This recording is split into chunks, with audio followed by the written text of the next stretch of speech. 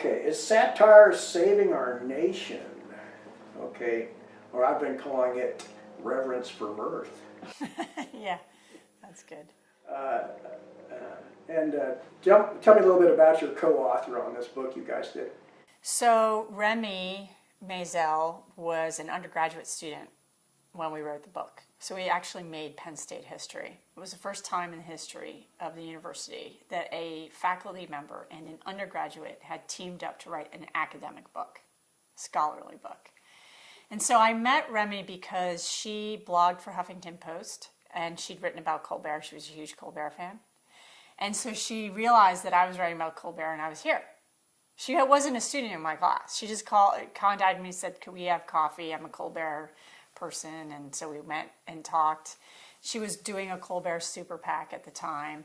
And so from there we started deciding that we would blog together, and then it just sort of went from there. And I realized that with this particular book, it would be a perfect combination to have a millennial and a scholar, right? So when I had to write about, I don't know, Vine, I don't even know anything about vines. Are you kidding me? So it was great. We balanced our skill sets, and so it worked really, really well. Okay, much of your book is based on post 9/11 world. There's a documentary online called 9/11 Decade of Deception. And it makes a solid case that our own government was complicit in covering up the facts of who, how, and why the attacks were made. And if not actually a part of the attacks, there was controlled demolition. It was obvious in the videos. So in your opinion, was 9/11 an inside job? I don't know. I mean, I love a good conspiracy theory like anyone. But I don't know if that's the key question to ask, at least for me, not on the things that I do. I mean, probably, first of all, because I tend to not necessarily believe that those in power are trustworthy anyway. So to me, wouldn't be the biggest reveal. George W. Bush just seemed like such a massive idiot. It's hard to imagine him being on the inside of anything. Dick Cheney, on the other hand, different story. But again, I'm not as invested, and I also think the whole Saudi Arabia connection seemed, that story was a compelling argument, right? That people knew that there was some communication. But to me, the question isn't so much was it an inside job as much as it was what did 9/11 do to the U.S. public in terms of reframing the structures through which everyone was thinking about the future. Do you imagine right before, so much of how we live today has been coded by 9/11, has been coded by the idea of the United States as being vulnerable, right, to attack, all of that rhetoric, and all of the framework, the homeland security, all of that comes out of 9/11. And to me, because I work in, I'm interested in media, so much of how 9/11 affected the news media and then affected how people, whether they trusted the news, and all of that is what I'm kind of more focused on than whether or not it was an inside job. Okay, well, how is satire saving our nation and from what? Well, so the questions that we were asking was what happened after 9/11 in terms of the way in which we had both politicians and the news media not really kind of being honest, not being reliable, not giving people what they needed for information. And so strangely, it became satire that played the role in educating the public at a level that we'd never seen before. So, we would talk about the Smothers Brothers. They were really important, right? But they also had Walter Cronkite. We didn't have a kind of synergy that way with a good, reliable, journalistic news media in addition to satire, right? What we had was satire doing the job. So if you think about the news media, is supposed to be the watchdog, right? To kind of keep everybody informed. But the watchdogs had become lapdogs, right? After 9/11, they were Dan Rather saying, I'll do whatever my president tells me to do. Like, what the heck? right? Where's the edge that we saw during Vietnam, right? So the journalists were just freaked out, and they weren't doing the news reporting we needed. Meanwhile, satire was giving us information, was asking questions no one was asking, and even more importantly, was unpacking the kinds of narratives we were getting in the news media so that people could find a public vocabulary, think through the ways in which the news was being framed for them, and ask questions they needed to ask. And so there's significant data that the people who are watching Colbert and Stewart were more informed on issues than people who were watching CBS. That's just a fact. So, that sort of helps because we have good data on it. I don't know if I'll pronounce this right. Henry Giroux? Giroux. Giroux. Okay, it's French. Now, tell me about Henry Giroux.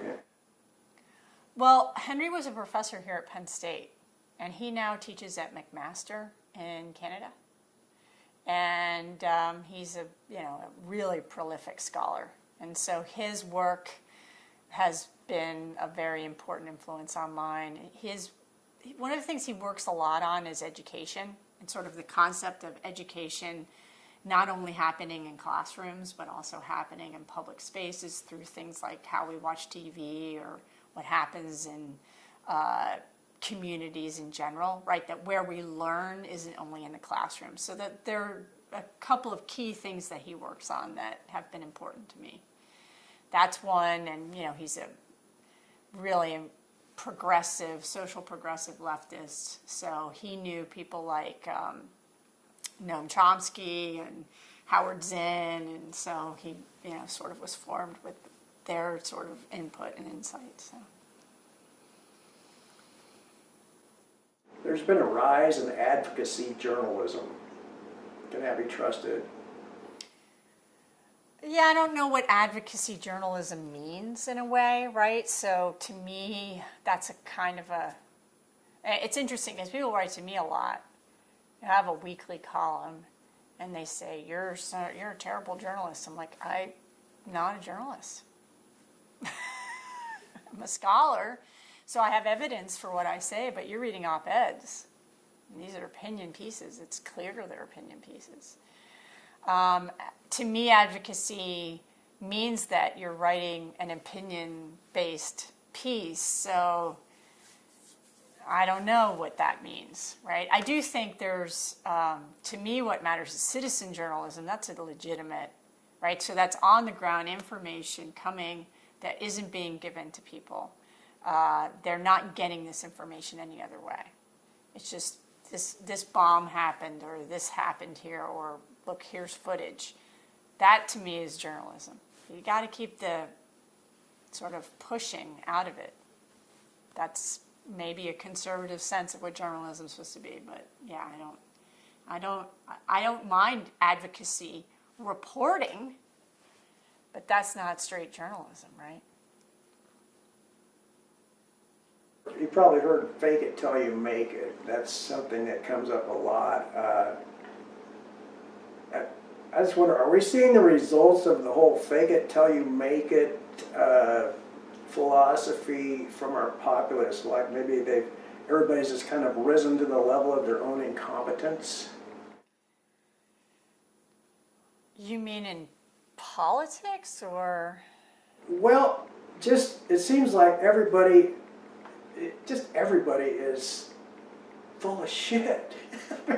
Just even people I agree with, they'll have a really strong opinion based on air. I just think everybody's kind of full of themselves. Yes, I think that's quite possible. I mean, people do engage in a level of self-promotion that we haven't really seen before, because it's possible to do that at some level, right? Everybody constructs an image of themselves through Facebook and all the other social media they have. But, I mean, and I also think, I mean, it's very challenging when you've elected a president who had absolutely no history at serving the public in any way and speaks at a fourth grade level, not to think that "fake it, right, till you make it" is in fact 100% true. On the other hand, right, there's still a heck of a lot of us who work really hard to make sure that everything we do has really good research behind it. So it's just also, to me, fascinating that we're living in an era where people who legitimately work hard to advance public knowledge are constantly denigrated, right? You know, think about the public attitudes towards professors or scientists or, you know, even physicians, right? I mean, the just general distrust and dislike for those very same people who did go to school an extra, I don't know, 6 years, 4 years, you know, right? To work hard, to learn skills, to be good at what they do. So we're in a really odd moment, right? Where that kind of hard work isn't valued. So that's the other strange piece of it, right? You see YouTubers that can be immensely successful because they shot 30 seconds of something completely absurd.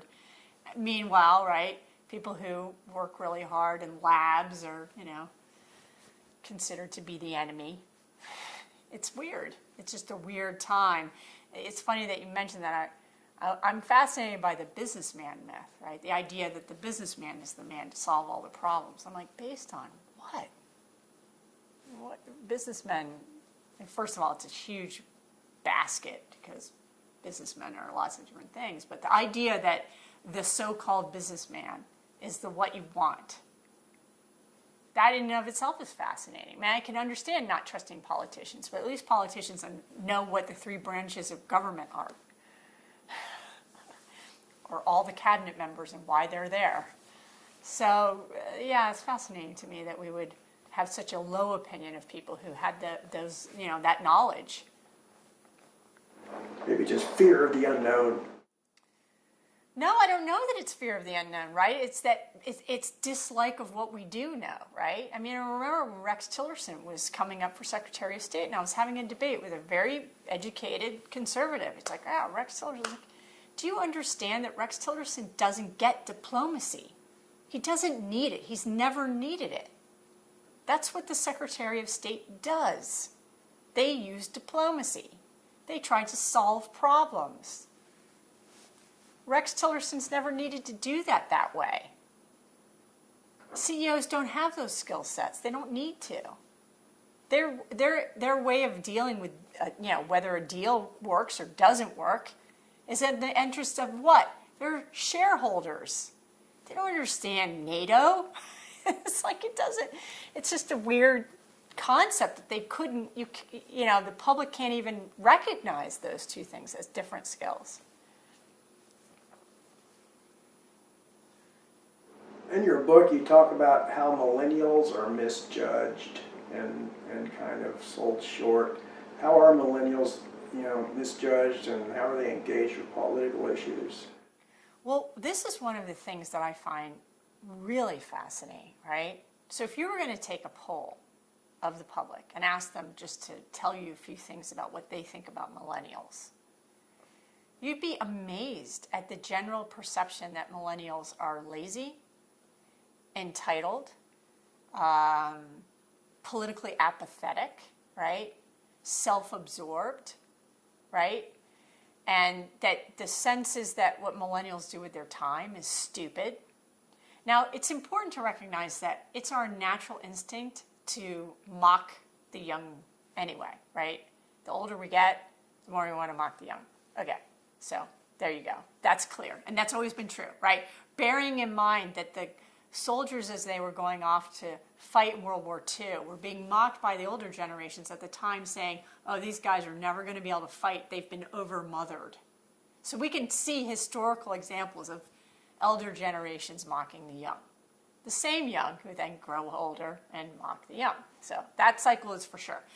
But we have really conclusive proof that millennials are more maligned than other younger generations we've ever seen in our history. And it's a fascinating turn of events, right? One of the things that's interesting about millennials is they carry more debt than we've ever put on young people. And you probably have some sense of what debt does to you. Debt grows you up really fast. So the idea that we think that millennials are young and stupid and lazy and don't want jobs or just want to sit in their mother's basement and work at Starbucks, that's just ridiculous and so insulting to these kids because they are coming out of college with debt. They have an understanding of economics and their place in the economic system that most young people, at least when I was graduating from college, never had, right? That's one thing. The other thing is that millennials are disproportionately unemployed. When you look at unemployment figures, millennials are far more unemployed than older generations. And even more interesting, they're also more unemployed than other young generations across US history. So they're hitting an economic crisis that's making them mature. Now, they don't vote a lot, but young people historically don't vote a lot. So our millennials don't vote substantially lower than, say, the millennials of the 80s. I mean, the young people of the 80s, right? It's important to remember too. But what this young generation does that's different, they volunteer at a much higher rate than we've ever seen. They out-volunteer boomers. They give more blood. They're engaged in the community. They have a tendency to pay attention to 3 or 4 news stories at a time and to get their information from more than one source. So they're politically and economically informed at a level that we've never really seen among young people. Did they vote a lot over the Clinton-Trump ticket? No, but I can't really fault them for that because that wasn't a good ticket, you know? So they vote for, they're involved in local elections. They're, you know, so the interesting thing is that the statistics just don't line up with the perception. That seems to be a common theme in all of this stuff. Well, it's good to know what the truth is, right? You can form your opinion, but you should know what the truth is. I think in the book you kind of say that reality is pretty hard to define. Well, some things are hard to define, but other things aren't, right? I mean, for instance, you can give a specific quantifiable number for the amount of debt college students have. It's $1 trillion, period. It's easy. It's math. So there's plenty of things you can hold on to that are specific and hard. And then, of course, right, there's judgment after that. What does that mean? How does that make them, you know, and again, we're in an era where we can get a lot more information than we used to. So it makes more sense to be basing whatever your arguments are on as many facts as you can get. Geoffrey Boehm, Yeah. he wrote From Cronkite to Colbert, The Evolution of Broadcast News. He tells how broadcast news has changed. So we talked about this. What happened to Cronkite's legacy? Oh, I think Cronkite's legacy is great. Oh, you mean why is it not like it was? Well, it was sort of that story that I told you. Cable. First it's cable, then it's CNN, then it's Fox News. Those 3 things really bring us to where we are at some level. 9/11 is in there. 9/11 was the beginning of having that running ticker all the time. So one of the things that's fascinating is just look at how much information comes to you on your screen. So Boehm looks at how many times the images change, like how much stuff is just throwing at your brain. Do you remember Cronkite? Just him. No graphics. Just talking. So all of that stuff, that book is a really good book. You should check it out. You learn a lot from him. What's the link between citizenship and trustworthy media? Well, you can't be an engaged citizen if you don't have good information, right? You can be a rabid lunatic if you have bad information, right? But you need good information to be an engaged citizen in a democracy, right? Now, one of the things we're sort of always chewing on is the relationship between sort of passion and politics. It used to be the case that we think, we want the citizen to be more rational, less emotional. But there's more research now that talks about sort of like a passionate engaged citizenship. In fact, that's a concept that Henry Giroux develops, like engaged hope. So you can be passionate and political, but you don't have to be passionate without facts, right? They don't have to be mutually exclusive.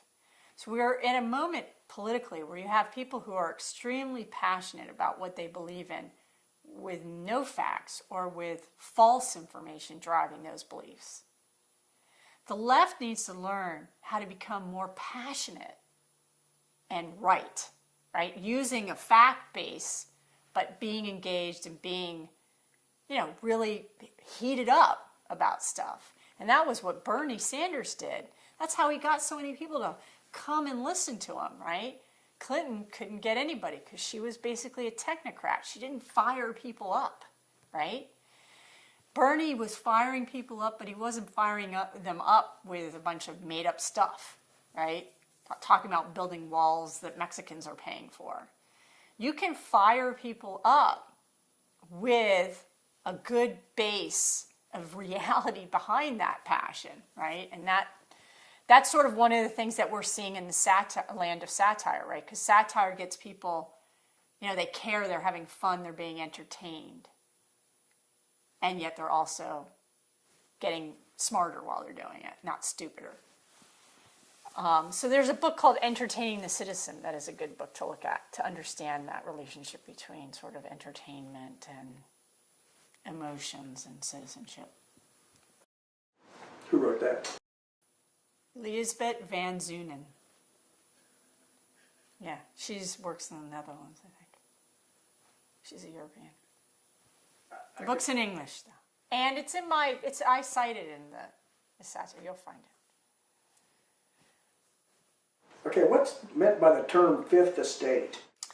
Right, so the fourth estate, so the concept was that the fourth estate was the news, functioning as a watchdog for the three estates being the aristocrats, the middle class, and the lower class, right? So it's sort of a watchdog of the entire functioning of society. Like the news was supposed to be the fourth estate. But the fifth estate emerges, and it's actually used often in relation to Wikipedia, right? The fifth estate becomes the watchdog of the watchdogs because the news media is failing at its job. I mean, and the big reason for this is because when, as your earlier clip showed, when it's about ratings, it's about advertisement, the news is always compromised, right? It's always compromised. So, because it's corporate, it's got to have ratings, it's got to attract people. So then it's compromised. It can't be at the service of information first. It's actually at the service of a drawing audience first, right? So WikiLeaks comes out specifically, right, to sort of serve as a watchdog and say, you're not reporting this, or this information needs to be in the public eye and it's not getting out. Well, satire can also be understood. The post 9/11 satire is going to be understood as another form of fifth estate, because they were working as the watchdogs of both the media and politicians, but they were doing it in a way that was fun, that was sort of different from WikiLeaks. Do you see satire working against Trump now? I do. I mean, I think it's interesting because people always want satire to actually, officially take him down, right? How does that work? I think that satire has been extremely important. Specifically, like the Alec Baldwin impersonations have been great. Colbert, Oliver. I mean, so many sources of satire have been important and valuable. What people don't get is it's just the beginning, right? So what does the satire do? First of all, it allows us to survive, which is worth considering as a real thing. And it allows you to build a community, the community that's consuming whatever the satirical bit is, right? So there's a sense of community, and that's important for politics. But even more importantly today, so just to give you an example, John Oliver recently did a bit on how Donald Trump is lying to the public about coal. That actually his entire bit is to serve coal CEOs, not coal workers. So he put a squirrel on his show, like a person in a squirrel suit, to explain how Donald Trump is lying to the public about coal. And in the process, he goes after this CEO, and he goes into great detail about how the CEO is sort of a really bad guy, and here's some data and facts on this. So Oliver uses a silly, satirical venue to be very serious. The news media isn't telling you this story. You're not turning on CNN and getting the story about how Trump is lying to you about coal. You're getting it on John Oliver's show. And then, to top it off, the CEO and his company decide to sue Oliver for defamation, which shows you that they think that Oliver has power. So this is all part of what I'm saying. Like, the fact that Oliver is covering the story in a way that's more sophisticated and actually true than the news media is fascinating. That he's doing it with the squirrel is even better. And then that he pisses off those in power so much that they want to sue him. It doesn't get better than that, right? It just kind of proves the point. Who were the British infotainers? Monty Python? No, that's a different group. That's not Monty Python.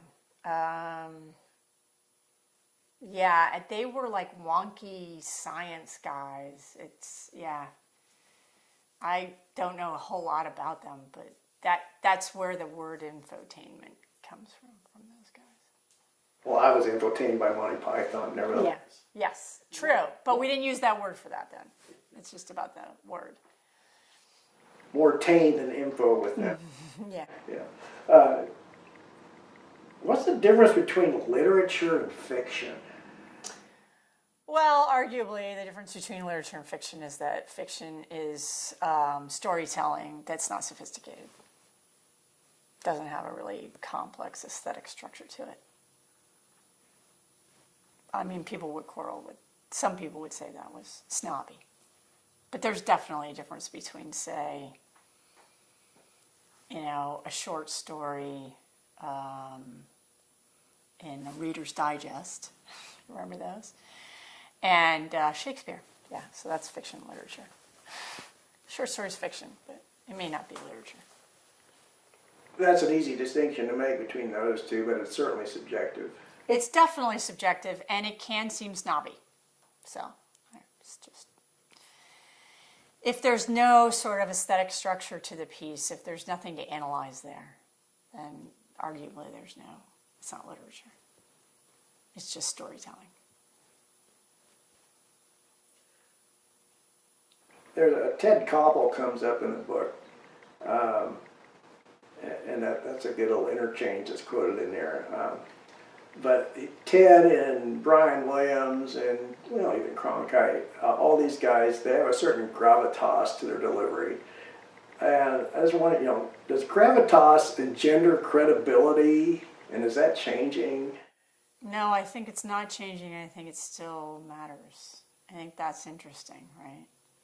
Because it allows people who, like Brian Williams, who really don't deserve credibility, to just take their, and it's often, right, white guy with a certain kind of tone of voice and a certain kind of delivery to just be believable. What was the movie, Network? Is that the one with William Hurt? Yeah, that's the one, right? Or he's like, I'm not just a... And they're like, yeah, you really are. Just the guy saying the words because you're a total moron. Right? So that's always been a big issue in television news, right?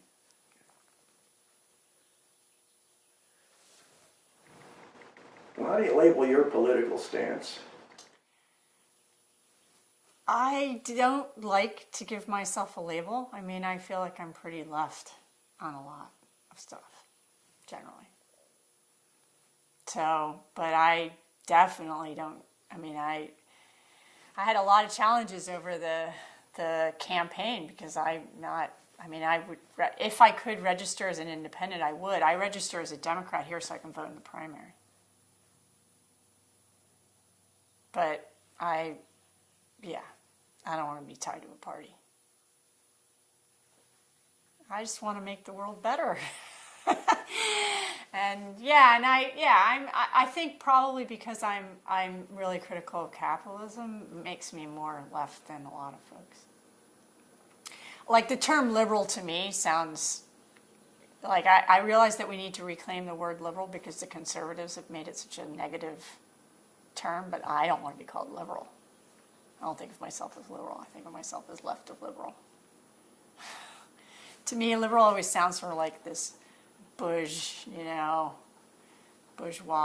kind of nice, socially progressive, fiscally conservative, maybe. I don't know. Too establishment. Liberal sounds more establishment than I think I am. I'm not a hardcore radical anymore, though, maybe, because I have a lot of good friends who are still in that place, and they're too mean. So I can't be that, I guess. I used to think of myself as more of a radical. But I think sometimes they're just too aggressive. It's just, I can't do that either.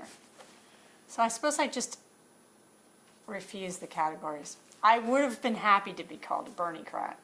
I really liked what he was doing. Well, he's still doing it. Oh, yeah. No, I know.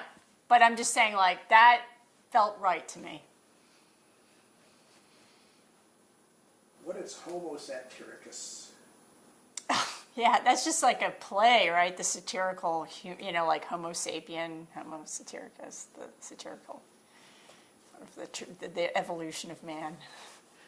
So they're upright and more upright as you go along. And then they can pun. What's the relationship between satire and irony? You can't have satire without irony, but you can have irony without satire. That's one way to think of it. Irony, so I can be ironic with you and not be being satirical. So you could say something like, let's say it's the day after the election, you say, oh, what'd you think of the election? I'm like, oh yeah, that was great. So I'm being ironic. I didn't think it was great. I thought it was not great. That's irony. I'm using a word in a way I don't mean. Irony is based on say one thing means something else. That's what irony is. It doesn't always have satire. Satire needs irony, though. Satire is always about sort of has to have that saying one thing meaning something else. That's why it makes you smart. Because we live in a land where somebody says something and they're lying. Right? So the reality behind the lie, you're like, wait a minute, that doesn't seem right. So meanwhile, the satirist says something on purpose they don't mean. And you have to figure that out and go, wait, no, what they really meant was that.